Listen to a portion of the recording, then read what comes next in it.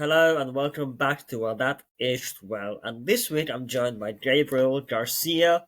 And this week is a little bit special episode because I was on his podcast a while ago, and we will talk about that by the end of the episode, where I discussed the history of Byzantine and the legacy of Byzantine Empire. And I would highly recommend checking out that one. It's a great episode. And this week we're going to talk something that I've been excited about talking about for a while. It's the Imjin War in from 1592 to 1598. And I'm joined by like I said, historian Gabriel Garcia, who is going to talk about this. So why don't you, as I always like to do, is begin with introducing what introduced you to this specific topic and this war that we are going to talk about today. Absolutely, absolutely. So, hello everybody. My name is Gabriel Garcia. As our host graciously said, I am an author as well as an historian. Many of you know me on YouTube as the Wandering Strap and the Wandering Quill. And for this topic in particular, the reason I find this topic so very fascinating to explore is that number one, it's a period in Japanese history that doesn't get a lot of recognition outside of the main scholarship of the Sengoku period. And secondly, this is also the backdrop for my next book, which I am currently working on, Ooh. entitled The Wolves of Nobunaga, which is a three-book series following a character who starts in the beginning of the Sengoku period from the 1560s, and we see his journey as a samurai rising through the ranks all the way into the Imjin War in the late 1590s. So this is a very fascinating period in Japanese history because it had so much ramifications for not just Japan itself, but also for Korea and China. And it's just, again, a topic that doesn't get a lot of recognition or scholarship. And I'm very excited to talk about this on this show. Hmm. So let's begin then, because at this point in time, Japan is newly unified, and from after like you said, a century of civil war in with, and do forgive me, I'm probably gonna butcher a lot of names, so do forgive me. But Toyotomi Hideyoshi, and from the 1590. So let's begin with the newly state of the newly unified Japan. Was there imperialistic ambitions there, or what was the? Let's talk about what this meant for Japan and this part of Asia. Absolutely, absolutely. I'm actually going to start a little bit earlier because it does set Mm. up to Hideyoshi. So, for scholars and for people who have read and learn about the Sengoku period, it does begin in the 1560s, specifically with the rise of Oda Nobunaga, who is one of the three great unifiers of Japan. And his rise to power is very, very fascinating. He had the ultimate dream of unifying all of Japan under his banner. And ultimately, he almost succeeds. He almost succeeds, but of course, in history, he is assassinated by one of his trusted generals, Akechi Mitsuhide, and his second in command, or one of his soldiers, is Toyotomi Hideyoshi. Although, fun fact, Toyotomi Hideyoshi wasn't his birth name. It was actually something else. Toyotomi Hideyoshi, as we know it now, is a name that he created when he established his own clan after he began completing the reunification process. So after a series of battles and wars subjugating the Nobunaga clan, the Oda clan, and really making sure that he is the one that is in charge, he realizes, okay, I have to do something that's going to solidify my legacy. And that is, of course, getting into Ming China. Ming China at the time is seen as the continent. It is the older brother to Japan, which is the little brother.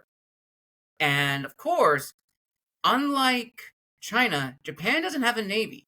Japan has no ships, They are not trained sailors. They have no way to traverse the sea to get to mainland China. It's virtually impossible. The only way to get into Ming China is, of course, going into Korea. Now, there were some diplomatic negotiations trying to peacefully, and I use that term very loosely, to fully indoctrinate the peninsula of Korea into Japan. Of course, the What was Korean. it, if I may? What were relations with Japan and China like at this point in time? Of course, I'm actually glad you asked that. So, Japan saw China in the early years as like someone to model. They wanted to be just like them. Again, they were the older brother in Yeah. terms of culture, language, government. They wanted to be seen as them. The problem is, as time has goes on, and Japanese historians, feel free to correct in the comments below, but at a point in time, Japan realized we don't want to be like China. We don't want to be just the little brother. We want to establish our own identity, which they did, and they do. But at that point, they modeled themselves heavily after them. But at a certain point, they were like, nope, we don't want to be like them. But they realized since Japan is so very isolated, it can't get a lot of trade.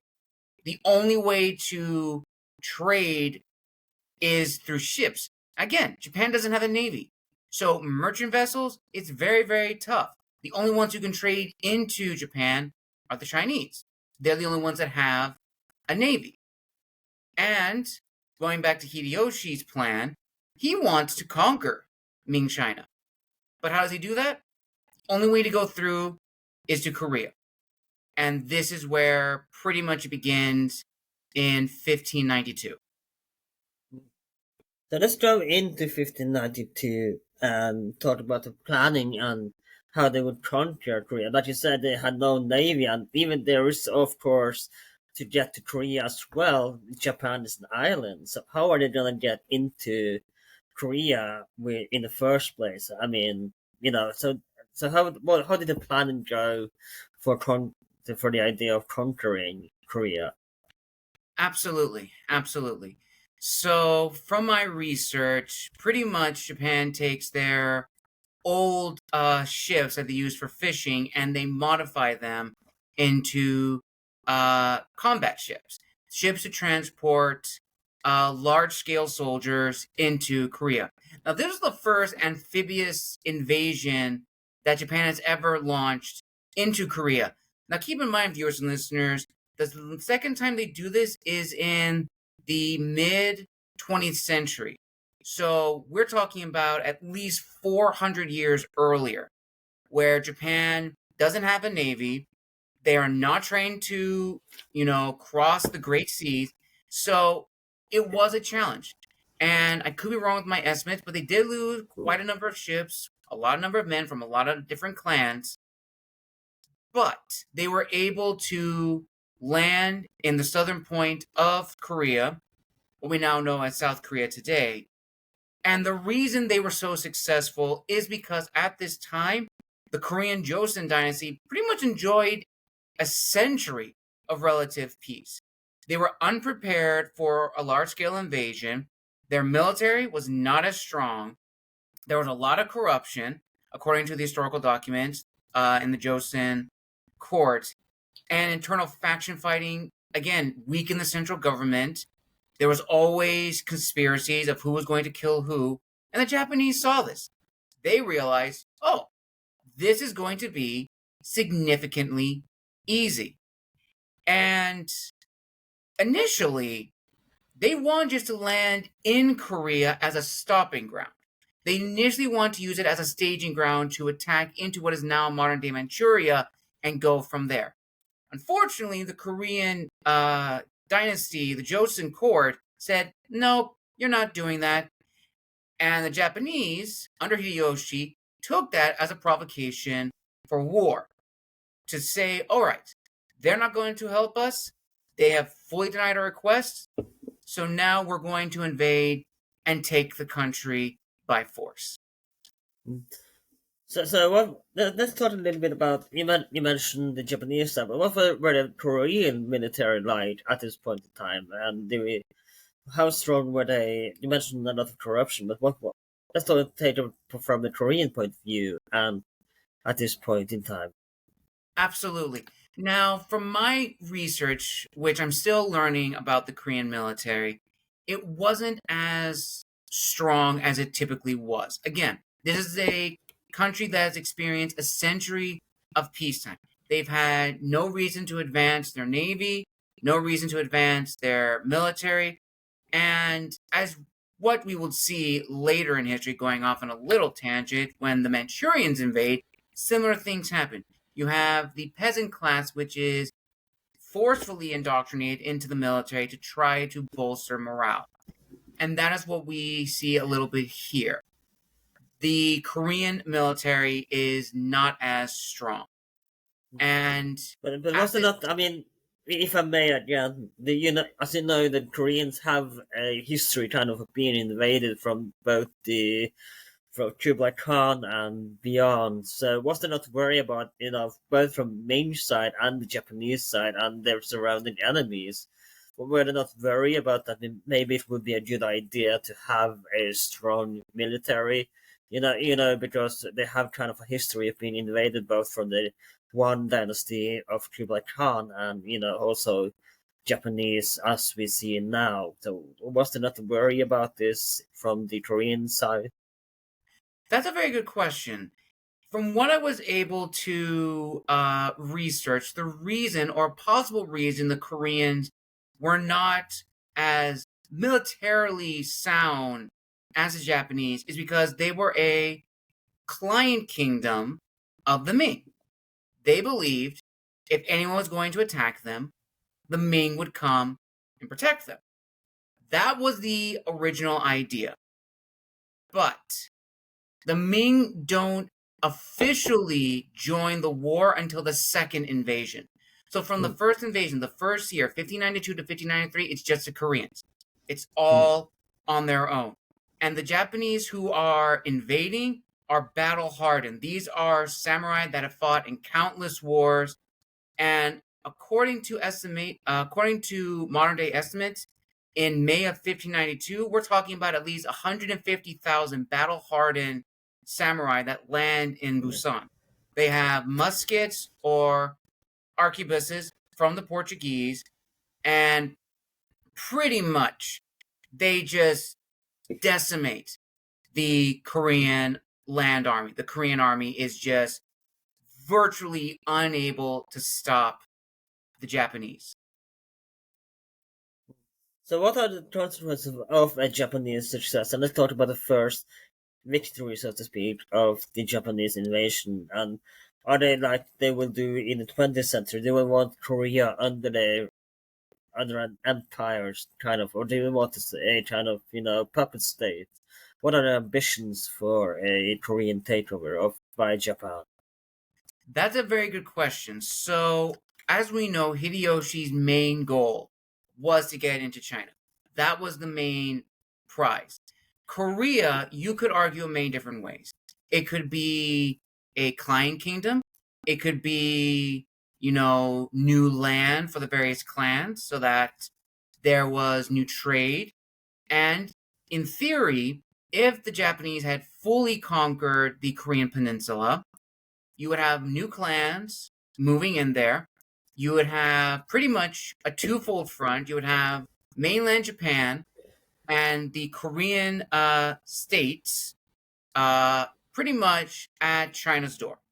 And from Korea, again, in theory, the Japanese could launch a more successful invasion because Korea, relatively speaking, is a little bit closer to mainland China than Japan is to mainland China. But that is all speculation. We don't exactly Mm. know what the end goal was for Korea had the Japanese fully conquered it. But most likely it probably would have been divided up between the local daimyos, local lords, and it's all up to speculation what could have happened. Mm. So let's talk about Korean resistance then, and how they would resist the Japanese invasion of Korea, because and how because like you said, they had advanced in firearms, they had gunpowder that I assume the Koreans did not have at this point. So Mhm. let's talk about a little bit how the Koreans would be able to resist such an advanced technological power compared to what they had in defense. Absolutely, absolutely. So the Koreans did have, these very powerful walled cities, which are effective. But the problem is, again, the Japanese have cannons, they also have muskets. So they are very effective in what we now consider siege warfare. Not to mention the fighting style of the Japanese in using modern day weapons at this time is very different from the Koreans. As we know, volley fire, I know we tend to attribute that to the Europeans, but a lot of scholars who study Japanese history at this point to Oda Nobunaga as being one of the pioneers of volley fire. He actually uses it effectively, so much so that every other local daimyo and clan leader uses volley fire. So they are constantly dominating the Korean army. The Korean land army is pretty much nothing. They cannot win. And also, a big decline in morale, the king flees. He abandons his people, he goes to Ming China, and he hides out there. Now, you also brought up resistance. Now, the only person who was actively resisting against the Japanese was the Korean Admiral Yi Shun-shin, who is immortalized as a national hero. Now, the Korean fleet was very small. The Japanese fleet easily outnumbered him. I could be wrong, but in the historical drama films, the Admiral trilogy, his fleet probably numbered at most maybe 20 ships, if not less. The ships that he was going up against were like 3 or 4 times. And what he had against the Japanese was the turtle ships. These are armored, heavy duty ships. Pretty much, they have spike protectors to protect from arrow fire. They have these large turtle dragon heads for the cannons. It was a huge thing. And the Koreans who saw that, that was like a huge morale because if they knew the turtle ship was there, they were going to be safe. And with Yi Shunshin in command of the Navy, he pretty much cut off Japanese supply and communication lines, leaving their land forces pretty much stranded. And that was huge. Because the coast had been seemingly cut off by Yi Shunshin, Hideyoshi and his generals were unable to send more men, more ships, because Yi Shunshin was patrolling the coast. Now, that doesn't mean that Yi Shunshin was in the clear. You still had the Japanese army still stuck in the mainland, committing horrible atrocities, horrible war crimes that are just insurmountable. And at this time, Yi Shunshin realizes his army is depleting. He needs to get a local militia. So this is where you have the creation of Korean civilian militias, including Buddhist monks, who would organize into the Righteous Army. And they harass the Japanese relentlessly. They know they can't fight them in large scale battles, they're going to lose. So they just heckle them. They just annoy them to the point that they know they can win. Because they So they realize, go for guerrilla warfare, in other words. yes, absolutely. Almost like what we had here in the States when the British Empire invaded the Americas during the American Revolution. They realized we can outlast them if we play our cards right. We're on the home turf. We know the routes. We know the secret passageways. We know all that stuff. They don't. If we play our cards smart, and if we not waste with unnecessary battles or fights for glory, we're going to be fine. So you bring up an interesting point there, because I want to talk a little bit about also compared to the Korean landscape as to the Japanese landscape? Was there a huge difference between, say, the Japanese landscape and going into the Korean landscape fighting a war, as we will see in the 20th century when the Korean War happens? There was a huge difference from, for example, fighting in the Second World War in the Asian front, for example. So, what was there also for the Japanese soldiers a different from for fighting in unknown terrain, to put it that way? Yes, you're always going to have unknown terrain. You're always going to have that as a logistical error. And there is some evidence that the Japanese did employ Korean collaborators to help them understand the land, to help them understand, where's Eastern Shin going to be at, where are the supply lines, everything like that. Because there is that language barrier. There is that distinct language barrier. So the Japanese had to have employed collaborators to help them along, either by intimidation, force, or sometimes a mixture of both. And what's also important to note is that the Japanese, as a warrior society, they're an equestrian base. These are horse riders. Yes, they are trained on foot as foot soldiers, but they are an equestrian based warrior society. They are used to fighting on horseback. Yes, they can fight on land, but horseback riders, that is their go to. The Koreans, I could be wrong, but they are more so of a land based traditional military. They are non equestrian based. Yes, they did have cavalry, but predominantly they were a land based military. Geography, it is going to be a little bit different, but nothing that the Japanese possibly wouldn't have anticipated. And around this time, as a little correction to myself, the Chinese do send an expedition force to their client kingdom.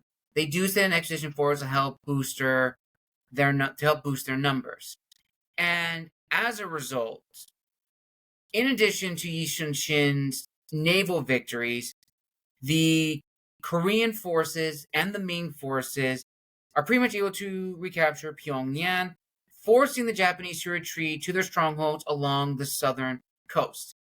Now, keep that in mind. Southern coast. They didn't kick them out of Korea. They realized they don't have enough manpower to officially do that, so they just kick them to the southern coast of Korea. Do we have numbers as to compared to Korean army versus the Japanese army? Do we have numbers of soldiers as to compare to what they were up against? That is a very good question. The answers I've been getting have been varied. I don't want to say varied, but have been conflicting. Some reports Some say ish about, numbers, so circa numbers, not correct, necessarily correct numbers. from what I've gathered, an estimation we're looking at possibly, and I could be wrong, I could be much higher, much lower. The Korean army without the Chinese was about maybe 40,000. Again, I could be wrong. And the Ming Expedition Force, maybe 10,000 troops. And again, the Japanese, when they invaded in 1592, was 150,000. So even with the Chinese helping them, they were still vastly outnumbered. Hmm. And so let's talk about, you mentioned the main forces there. So let's talk about the main intervention into this war and how they would, because like you said, they were outnumbered, but still it would end up in victory for the Koreans. So let's talk about the Ming, why the Ming decided to intervene. What were their advantage in having a Korea on the Ming side and not the Japanese side? I mean, the answer is kind of, I realize the answer is kind of self-explanatory, but let's talk about, obviously, for an easier invasion of the Ming China, but let's talk about the advantages and, of course, why Ming chose to intervene in this war. Was it decisive for the Koreans that the Ming intervened, even if there were just 10,000 forces that they contributed with? Very good question. So the Ming ultimately intervened because it is their client kingdom. They are doing this to protect also their interests. They know if Korea falls, the Japanese are going to push forward into Manchuria and into the heartland of Ming China. Now, it's important to know that at this time, the Ming Dynasty is already suffering from its own internal problems. They Hmm. need a win. They need something that's going to rally the people to preserve the dynasty. That is why Let's they keep sent. in mind that it just roughly has about 100 years before the Qing dynasty take over in China. Yes, that is also true. That is also very true. So they need a win. They need something that's going to get the people behind them. It is imperative. So they do send the uh, expedition force to bolster the Koreans. But there's also talks, even when Yi Shun meets the Ming leader of the expedition force, that okay, you're going to be here, but you're not going to do to us like the Japanese are doing. You're not going to take advantage of our women. Not going to treat our people as your servants or subjects. We are our own people. We acknowledge that you're our overlord, but we are our own. So there's already that discussion. Yi Shun is pretty much stating that we are going to work alongside you, but we are not going to work for you. And that's pretty much evident. They need the Chinese to help them, but they're not going to allow the Chinese a free pass to do whatever they want. And together, after hashing out their plan, they're able to kick the Japanese out. And this is where we get into the negotiation period from Hmm. 1593 to 1596. And pretty much it doesn't go as well as one would expect. 3 years of unsuccessful peace talks, and during the negotiations, Hideyoshi has made unreasonable demands, which the Japanese envoy forged to be more palatable to the Ming Emperor. And when Hideyoshi realized his terms were not met, well, he went into a fit of rage. And we can already see the second invasion is going to happen. But here is where things look a little bit better for the Koreans. Because during the peace talks, they had 3 years to prepare. So they do retrain their army. The Chinese do help retrain the Korean military to be a competent fighting force. Yi Shun gets more troops to bolster the navy, still relatively small, but with the backing of the Chinese expedition navy, they are able to pretty much be battle ready for when the second invasion does come, because it does come again in 1597. So let's talk about the second invasion. And as you said it would be more of a fair fight rather than what the first invasion would be, because this time the main forces are heavily involved in the fighting as well. So let's talk about the second. But again, like we talked about earlier, the Japanese had the gunpowder from the Portuguese. Did the Ming have the same advantage? Did they have the same advanced weapons that the Japanese had? And what were the advantages between, and what were the, was it an even battle, to put it that way, in compared to, say, again, how were the weapons essential to this battle, as we have seen in, for example, some European fights on colonial warfare, that weapons sometimes do have a lot of say have a lot to say for the outcome. Was this the case in the second invasion of Korea, for example?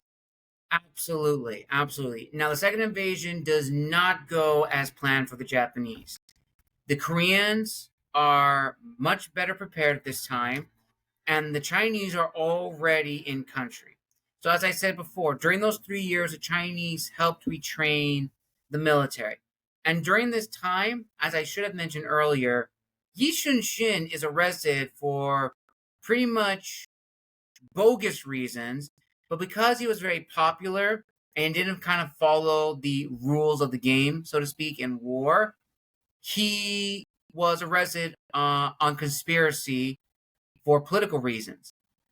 And after having been briefly imprisoned, Yi Shun is reinstated and he wins another victory with only 13 ships against a vastly superior Japanese fleet. And this is at the Battle of Myeongyang. This is probably one of the biggest victories the Koreans have during the second invasion. Now, this is where we kind of get a parallel into our own Korean War, the U.S. when it went to Korea during the Korean War in the 1950s. We kind of do see a parallel. The North Koreans were almost winning. We came in, helped intervene, and at a point we were almost winning, but then we get into a stalemate. But going back earlier again, 400 years, the Koreans are winning. They are beating the Japanese further south. They are getting to the point where the southern coast of South Korea is under Japanese rule.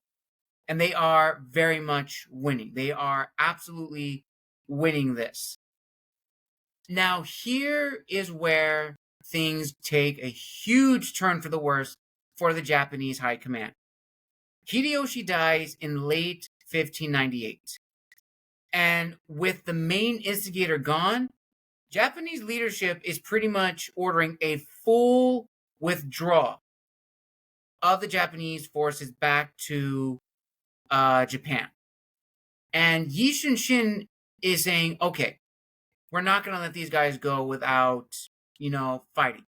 We are going to make sure they never come back. Because if we let them go, there is going to be an inkling in them that they could attack once more. Yi Shunshin does not want that. The Chinese don't want that. So together, at the last naval battle, they fight back. Now, this is pretty much where we get into the story of the drums of Yi Shunshin. Now, for those who don't know, Yi Shunshin was targeted by the Japanese High Command. They knew if they could kill Yi Shunshin, Korean morale would pretty much fall apart. And at the last naval battle, Yi Shunshin is sounding the drums to push his men to fight. Now, mind you, he is in the open. He is completely exposed. In official reports, he is shot at one time by a Japanese sniper. Hits him in the helmet. He's stunned. He keeps banging the drums. Keeps inspiring his men. The second sniper hits him, falls down. Everybody is shocked. They think their commander is dead. But lo and behold, he rises up, keeps hitting the drums. And the Japanese are stunned by this. Like, what the heck? We shot this guy. He should be dead. And the Koreans emerge victorious. But here's the actual truth. The person hitting the drum the third time was not Yi Shunshin. That was one of his troops.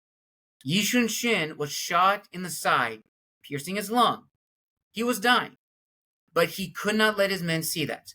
So he pretty much told his subordinate, take my armor, don't let him see your face, keep hitting the drums. Keep hitting the drums, keep inspiring the troops until the Japanese are kicked out. And only then, when the Japanese were fully out of Korea, out of Korean waters and back to Japan, was it officially announced that Yi Shunshin, the admiral who had saved Korea, had died. He was immortalized as a national hero and is regarded today as one of the most influential Koreans in Korean military history.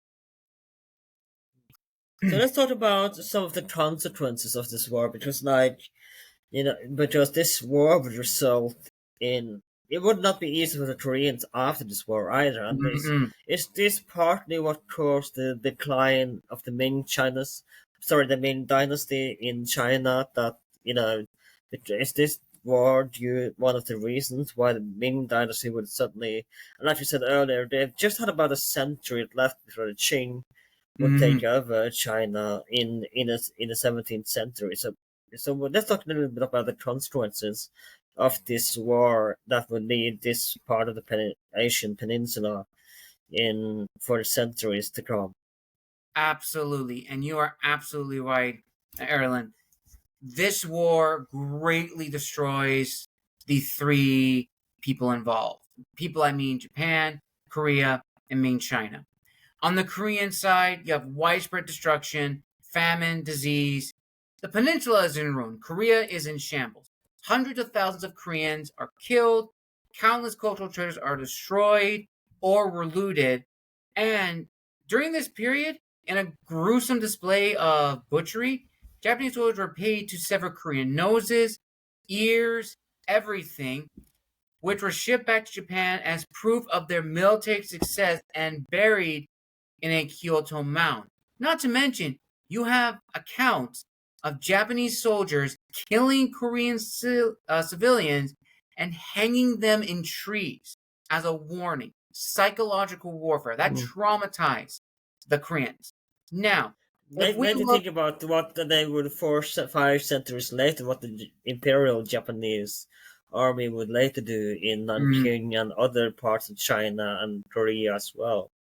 yes, absolutely. So we're already seeing hints of what is to come later in history. Now, as for the Ming, you're absolutely right.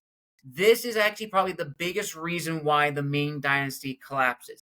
It was very expensive to send the expedition force, and that contributed to the decline and the eventual collapse of the Ming dynasty, which was 1644. Keep in mind, 1598, 1644, that's not that long. Maybe a few, of course, a few decades, of course, but this is where we, 5 decades, right? around that time, yeah, around that time, yeah. And this is where we see the Manchus see this. The Manchus, of course, become the founders of the Qing dynasty, the last imperial dynasty of China. And of course, the Manchus, just like the Japanese, they would invade Korea and fully take it over, which are the Manchu invasions of Korea in 1643, 1644. There were two invasions, and pretty much, just like the Japanese, Manchus were absolutely ruthless. Now, let's get to the big one themselves, Japan. Now, Yeah. due to the failures of Hideyoshi's campaign, it weakened his central government and paved the way for the Tokugawa shogunate. Now, of course, you do have Hideyoshi's young son, but he dies soon after. The central government, the council that Hideyoshi forms, that Ieyasu will later reform, are the governing heads of Japan. Of course, there are some shifts in political alliances. This is where you get to the Battle of Sekigahara between the East Army and the West Army, led by Mitsunari Ishida and Ieyasu Tokugawa. Of course, as we know, Ieyasu emerges victorious. He establishes the Tokugawa shogunate, and that assumes power in 1603. And as a result, it leaves a lasting legacy of distrust and animosity between Korea and Japan. Because, as you said, in Ireland, we will see these atrocities again later in the 20th century when Imperial Japan invades Korea to fully conquer it. Only this time, they're more successful. Hmm. So let's talk about the legacy, because this is kind of like what the decisive battle of this part of East Asia, and it's kind of seeing what do you think. What do you think if would have happened had Japan successfully conquered Korea? In what so let's talk a little bit of alternative history. What do you think would happen had they actually won this battle? Do you think it would? Do you think it would have spelled a sooner end to the Ming Dynasty? And do you think that it would be just a power struggle between Japan and the Ming Dynasty? Or what do you think would have happened if Japan actually had succeeded because this, like I said, this kind of seemed like a decisive battle that would big chunk from the outcome for the next 4 or 5 centuries in this part of Hmm. Asia as well. So it's kind of seems like really, really important battle. It is. It is. So if we look, and we're talking about alternate history, there's a lot of what ifs. My best hypothesis and overall what could have been the most likely outcome if Japan had fully conquered Korea and tried to invade Ming China. Obviously, Japan would lose. Realistically, there's no way to send that many troops into Korea, travel all of the Korean Peninsula into Manchuria, into China. It would have been a nightmare. The Chinese would have emerged victorious. As a result, Japan would have most likely possibly pulled back its forces into Korea, consolidated the peninsula between the daimyos. But then, of course, you probably would have had a very different thing. If, let's say, in this alternate history, you have major families stay in Japan, or stay in Korea, I should say. And by the time we get to, let's say, the 20th century, it's a very different atmosphere because you've had Japanese that have been staying in Korea for about 400, 500 years. There's going to be an extreme cultural shift, and probably most likely you would have had a different identity emerge. More than likely, when the Europeans do decide to interact or force open the Japanese, it would have been very different. You would have probably had a different, I know I'm jumping all over the place, but you probably would have had a different Satsuma rebellion. You probably would have had a very different Meiji Do you think they restoration. would have done in isolation though if they had?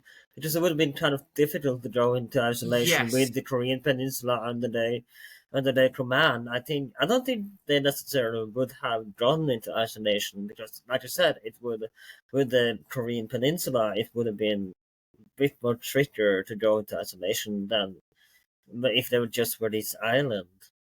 yes. It would have been much difficult to establish the isolation policy. It would have been very, very difficult. If they have tried, again, very difficult. But I would say this, if they did the isolation policy, like cutting out foreigners, they could attempt to, at least in theory, trade with China because they're already in Korea. They can already make trade with them. They're a little bit closer. They wouldn't necessarily be completely isolated entirely. They would still have some trade. The Dutch probably most of likely would have traded with the Koreans, the Japanese ruling Korea in this alternate what if.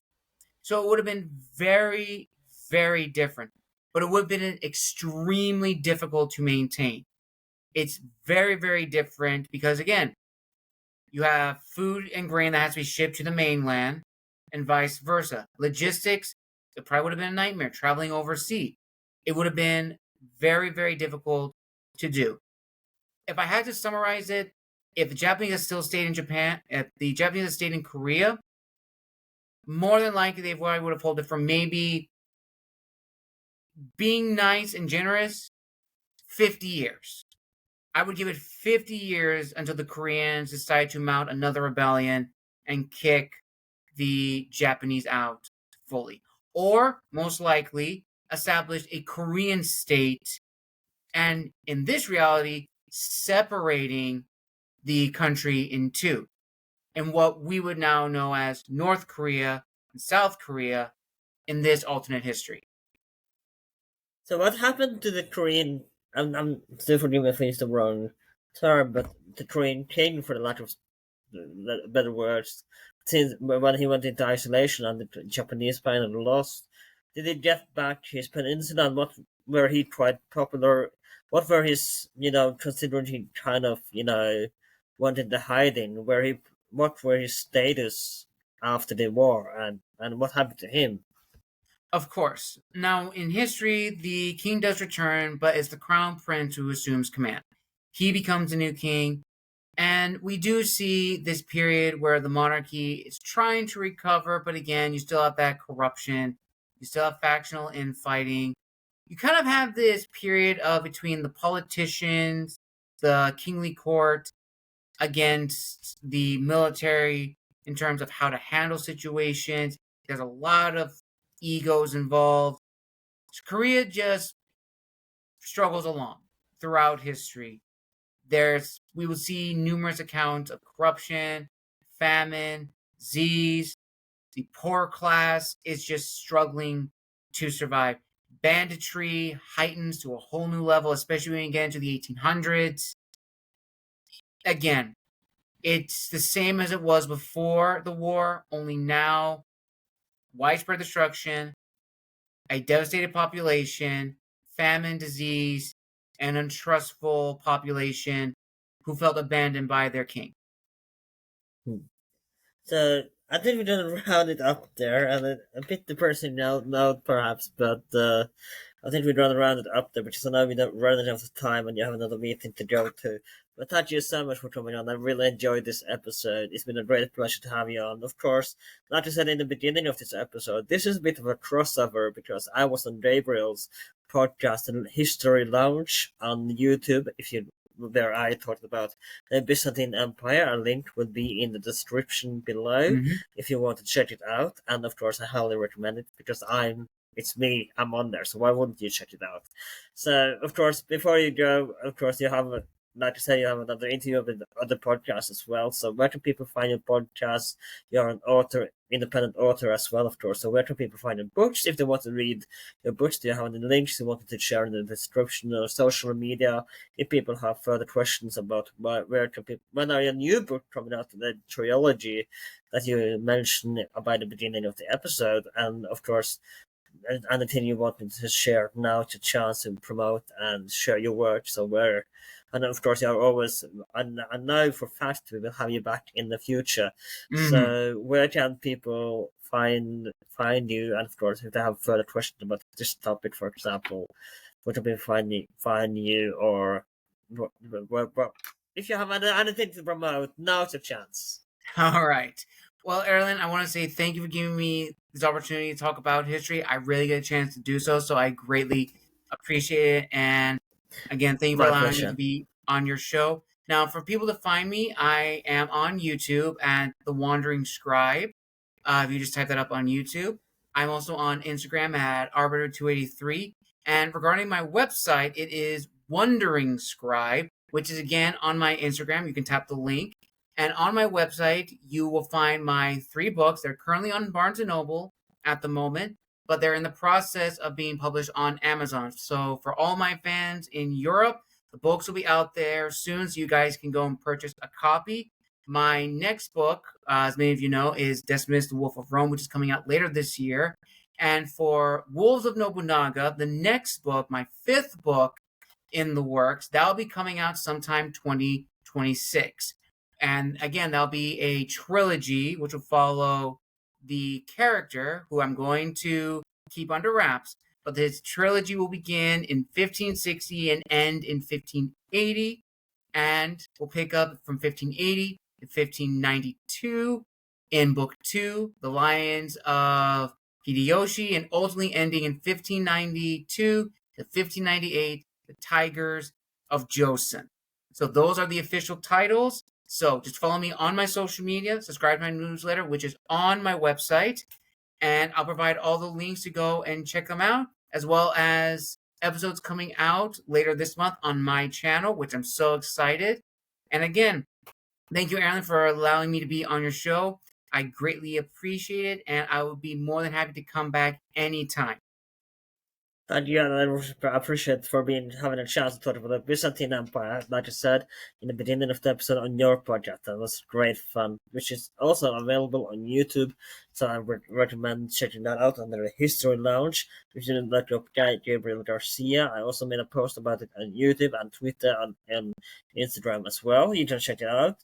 I would highly recommend it. So, Tanya, it's been a great pleasure to have you on this podcast. This has been about That Aged Well.